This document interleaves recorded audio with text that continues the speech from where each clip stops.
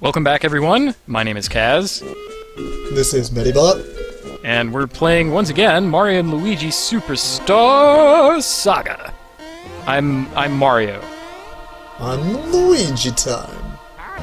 As we explained in the last Beat the video... crap out of some idiot with a cannon or something. Let's keep going, I guess.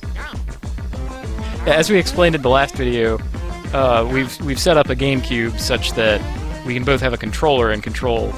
I mean, really we could control both brothers ourselves, and it is designed as a one-player game, but on the honor system, I am doing Mario actions, and Medibot is doing Luigi actions. Oh no! Oscar the Grouch Royal Guard is capturing us. You know, I didn't notice that before, but they do kind of have that vibe to them, because they look like trash cans and have green faces. The Royal Grouch card. Oh look!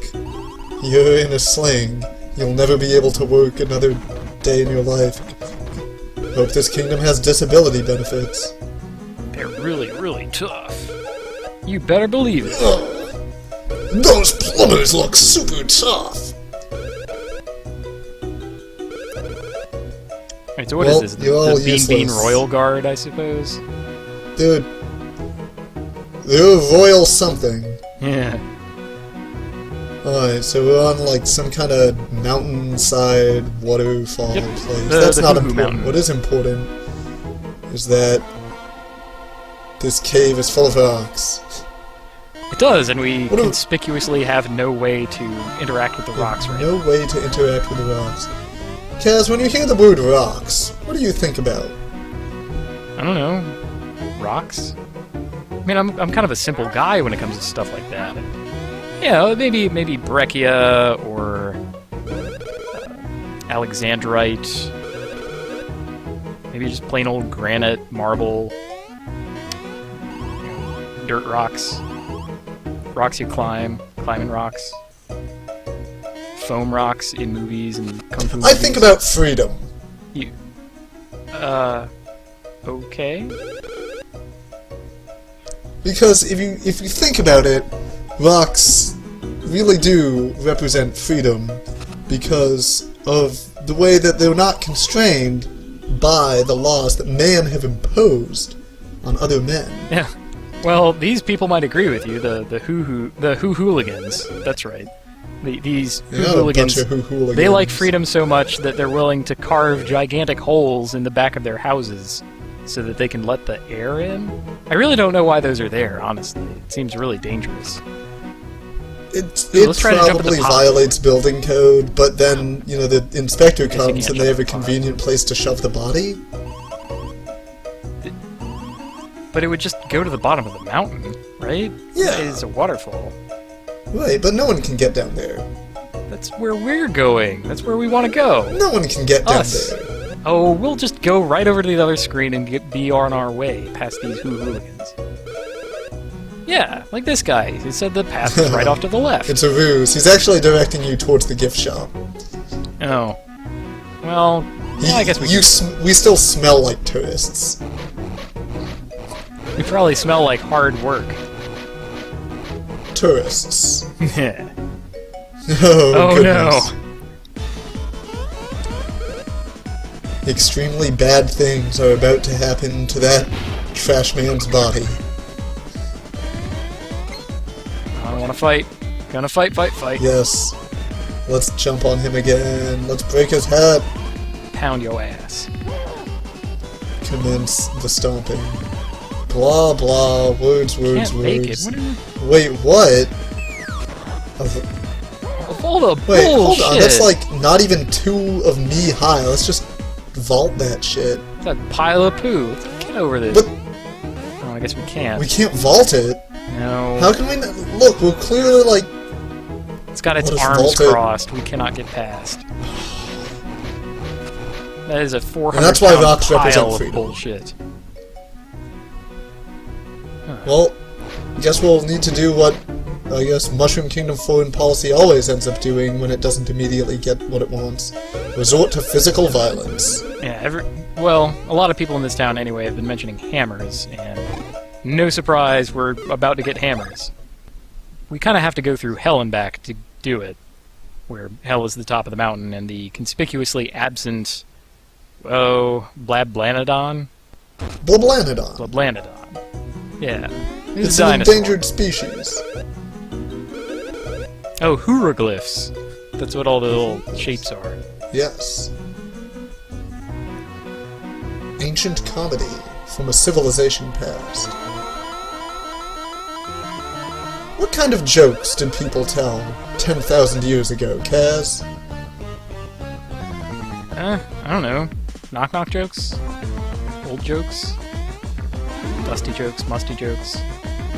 I think Shakespeare invented the pun, so they didn't have any of those. If that was 10,000 years ago. They probably had elephant jokes, because there were elephants back then.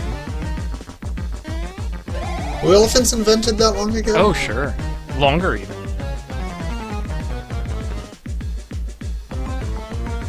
That's why they say an elephant's age. I'm trying to come up with, like, jokes that I know from being a kid, but I don't have any. I didn't do any jokes as a kid. The only old joke I know is one that my father told me, and that's why I don't know if it's actually old, but I'm sort of assuming it is. Because my father knows it, and it does reference an organization that has been around since time immemorial, specifically Abercrombie and Fitch. Okay.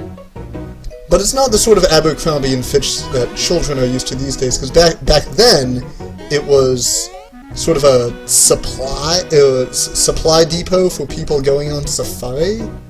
Okay, that's fair enough. But you could also just get really anything there. Oh, hold on but a moment. Because we have to deal with this guy to get past him. Which... Oh, actually, I don't think we can. Let's ignore him. Yeah, screw him. I'm sorry, continue. Okay. So, what my father told me was this. Oh, hold up! I have water in my mouth. Check this out. That's disgusting. I'm full of water. You're disgusting. I have tanked up. I'm going to fix that right away. Jump on my head. The water makes the turbine spin, and we get a mushroom out. Yes. I don't know if I want that mushroom. It's full of water that was inside your body. Well, you know, it's just water, man. I mean, here, you try some. Here, go back. We'll try some. Yeah. No. Yeah. No. Oh, no, that's too much water. Ow. No. Ow, God, that hurts. How do you do that? You can't tank up like I can. Sorry for not being made of living rubber, Well, I guess. okay, well, they've introduced the puzzle element to the next whole dungeon, and that's how it does. But anyway, go on. You're talking about Abercrombie and Fitch. Right, so this man was going to go on safari to Africa, but he was also in the middle of moving across the country. He was living in California. He was moving to Washington, D.C. because he had, found a job with the federal government. And so he was shopping at Abercrombie and Fitch. And so he goes in there and he finds all sorts of things that he's going to need at his new place in Washington, D.C. after he gets back from his safari in Africa, and so he finds all sorts of things. He found a rug that was from the Middle East. He's like, oh, this is the perfect rug. And the salesman at the Abercrombie and Fitch, talked with him about it, and sort of, they discussed all the rugs that were available, and he had picked this one because this was back when you could get anything at Abercrombie and Fitch. You need anything, you get it at Abercrombie. Could you get a hammer? This is kind of important. Yes, you could. Because that's what we're trying to get from these guys, if I could... yeah, if there were an Abercrombie and Fitch around here, it would be set. Well, we can't get it from... the man bought a grandfather clock at the Abercrombie and Fitch. He picked out a grandfather clock that he liked.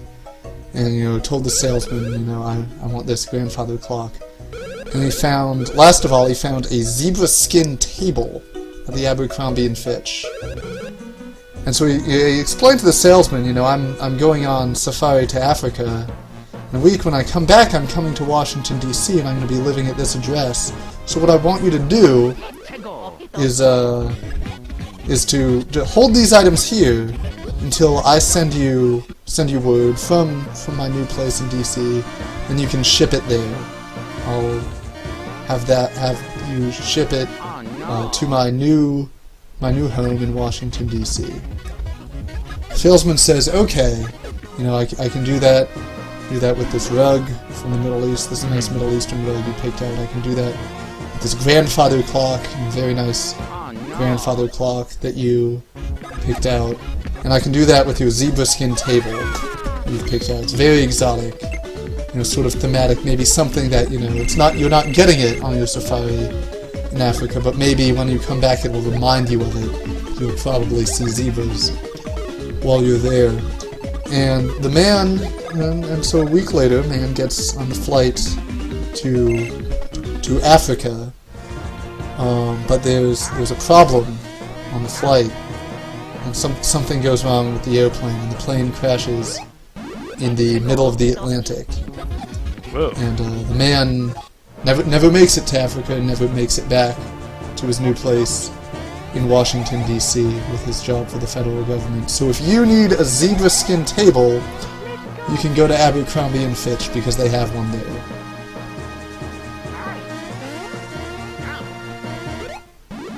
That's the joke. That's what I think of when I think of, you know, ancient jokes. That's kind of dark. It is. Well, I mean, back in those days, everything was. The ancients had dark magic at their disposal, clearly. I mean, the only elephant joke that I know of is the one that I learned from Die Hard 3 with a Vengeance. How's that one go? Well, it's a question and answer. And the question is, what has 4 legs and is always ready to travel? It's an elephant because he carries his trunk. Carries his trunk. Elephant joke. I have a series. So far, we're encountering the same little bean enemies. Encountering these little beanlings. Yeah, and I'm just sort of fast-forwarding through all that. They're basically a bunch of chumps. They cannot step to us. We are stepping upon them. Even when they get the surprise round on. Oh, what? This is a new enemy, though. That is some kind of, like, dog. It is. It's a skeleton dog. Well, not a dog. It's a dog skeleton. Yeah, with all the bones that dogs do have. So he can, like, fling his head at us or something. That's... Yep. I mean, that's generally how skeletons attack, is by throwing bones. That is, they don't have a weapon to hold. That one's the dry bones. He will go up between the two brothers and attack. When he does a clock face spin like that, he'll go at Luigi. When he does a twirly spin like the one I'm about to do like that, he's going at Mario. And the two attacks have different timing, so you can't just like press both buttons at the same time no matter what. You have to actually learn 2 different bits of timing. Or, well, for us, it's me learning one timing and... That man is on fire. Is he a man, though? I thought it was just like a statue. There's lots of statuary around here. If my knowledge of hooligan anthropology tells me anything, it's that they had a lot of statues and jokes. What, so statues aren't people anymore? Is that what you're saying? Saying they never were. They were statues. Just what I expect from a common lithophobe. I'm not afraid of rocks. Or eating rocks, for that matter. You know, rocks. Eating. Lithovoria. Oh, so now you eat rocks, huh? Now rocks are for eating. Some of them. Is that how it is? Minerals. Salt. Salt's a rock. No, salt is a salt. But you're setting back the civil rights movement 30 years here, Kaz. Oh, they're statues. I'm sure they'll abide. They'll be here for longer than I am. What I'm saying is that either way we should help them out, so now that you're full of disgusting water, we can put his fire out. And he feels a lot better already. It's not disgusting water. You need to take a bath and stop being such a hyperphobe. It was in your guts. If you're gonna be afraid of something. Your guts? You're saying guts aren't disgusting? Guts are super disgusting. That's what makes them guts. It's not guts, it's water. It's guts. It's not gut water. No, it's in what in kind Mario's of water is tank. it then? You know, it's in the tank. You got your gullet, your stomach, your crop, and your tank. And he puts it in the tank. Tank is one of the guts. It's not a well, oh, okay. One of the it's 18 sort of guts a gut, but that it's that next to the anatomists have identified. gut. I'm pretty sure there's a glottal thing on it. It's got a glottis of some kind. It's got a glottis. Then that you're only reinforcing my own argument. The tank! The tank is like the cleanest part of the body. No, the liver is the cleanest part of the body. I'm just saying that you're not going to get along with very many girls if you're afraid of the tank. I like tank tops. Huh? More or less? Well, yeah, that's fine because it covers the tank. Right, but a naked tank is still a tank, whether it's covered by a top or not. It's not like you're fundamentally altering the body part. Right, but you don't putting take the clothes skin off. I'm not asking The you to tank take is the an skin internal off. organ, Kaz. There's beauty in the human form, even in the tank. There's beauty in mechanical perfection, and that's what I want all potential partners to be striving for. There's a lot of dry bones in this area. This little piece of it in particular is one that we want to clear out. I'm sort of half avoiding enemies at this point, but we do have to clear them out of here because I don't want Yeah, because we're going to be... get attacked while I'm We're going to be tanking bringing up. the tank in there. Bringing one tank full. Here's fish. Okay, it's partially in my cheeks too, which is not part of the tank. Yeah, the cheeks I'm a little more okay with, I'm going to be honest. Yeah. Cheeks are pretty clean. Yeah, that guy has puffy cheeks. He's all jolly. Kind of crazy looking too. And when I encountered this area for the first time, it was just toxically bizarre to me. I got off-put by all the weirdness. And these surreal people talking about ancient jokes, and then you drink water to put out a fire that makes a whirlwind for no reason. It's all so crazy. What, did so you much all at completely, once. like, just a second ago you were saying how learned you were about the Huhuro civilization, but now it's sounding like you slept through that class. I'm saying that when I took the class the first time, it was very hard. I've developed a new appreciation for it, having been through it more. Oh yeah, I had to. Don't mess up that spin. Yeah, I had to try that stunt again. It was kind of tough. Get back. Now we have the water flowing over here, so we can finally help that first statue, and maybe if we do that, hopefully give us for use of rudely insulting him. What? I didn't insult him. With your lithophobic remarks earlier. I'm not a lithophobe. If anything, I'm a lithophore, like I said, by eating salt. I said that I eat salt. The point is, the whole first huge area like that is just to turn on this one spigot. And the hand. He absorbs the steam. Hand spigot. He emits the steam. Sweet. Use that steam to get right across. Let's see if I can get it in one. I can't. I choked. I choked again. It's okay. You just hop back up here. Give it another go. No fear. Yeah. What I didn't realize at first is that you have to like spin into it and then tap a direction again to get out of it. Because sometimes it would do it for me and sometimes it wouldn't, just because of how the controller works. So I didn't realize that for a while. But I'm gonna have quite a lot of spin jumps to do, let me tell you. Oh yeah. Oh yeah, we got spin jumps. Mercifully enough, after that whole like area, the thing that follows it up is not too bad, because they give you this little area, and you know, let's examine it. It has big hieroglyphs on it. And there's that other statue in the It's middle. got two glowy eyes. There's more of these little conspicuous circles that we'll get to way later. Let's talk to him. Huhuros.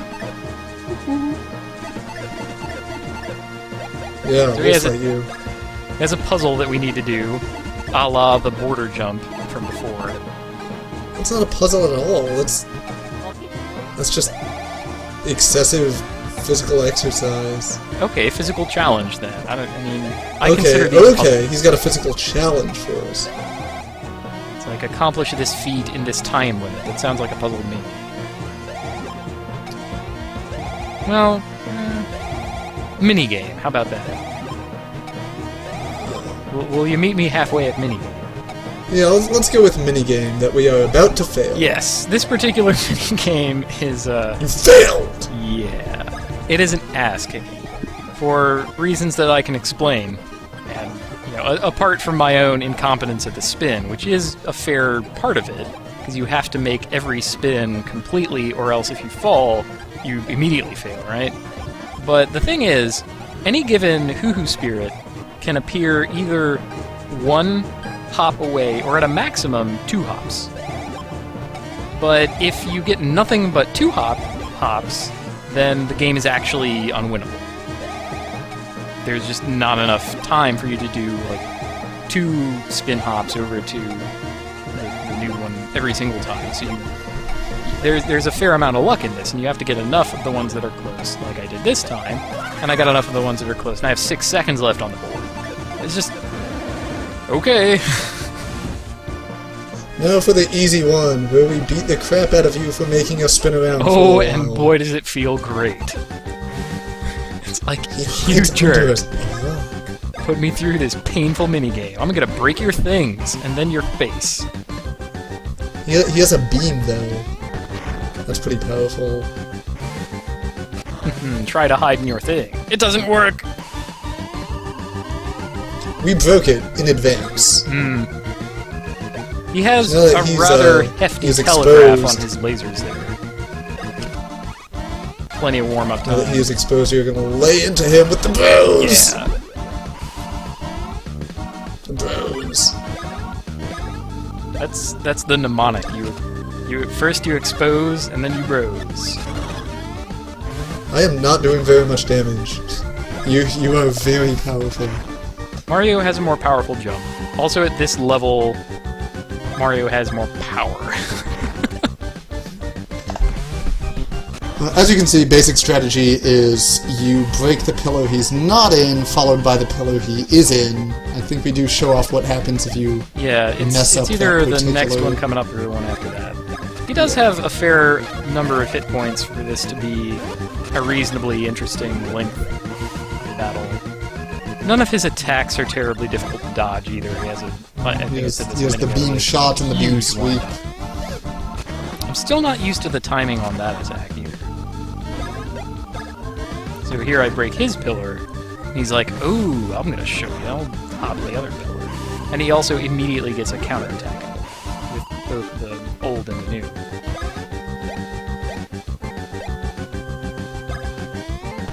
Now that we've messed it up once for your edification, we're just gonna finish him off. Yeah, no more of that. Although he is... Is he like a penguin or something? Maybe. Just perhaps, like a really long-haired penguin? Perhaps the ancient totem of the Hoo-Hoo civilization was a penguin rather than the elephant. Yeah, that would make sense, him being a totem. Penguin totem? Destroyed! Stars fly out. Money flies out. Power flies out. I'm ultra gorgeous. So, a satisfying boss romp following a painful-ass minigame.